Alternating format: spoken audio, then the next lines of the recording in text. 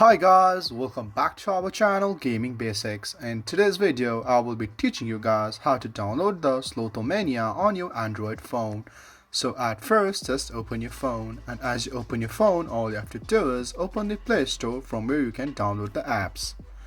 And as you open your Play Store, go in the search bar and type Slotomania. And as you do that, at the first you can see the option Slotomania. So all you have to do is just click on this.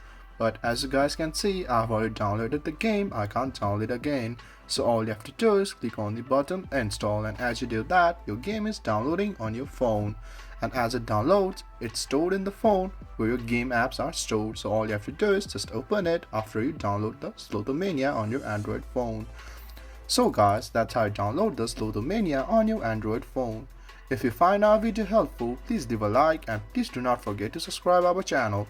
Also hit the bell icon to get updates with our latest videos, and drop a comment for reviews and more content like this. I will see you guys again in our next video. Thank you for watching.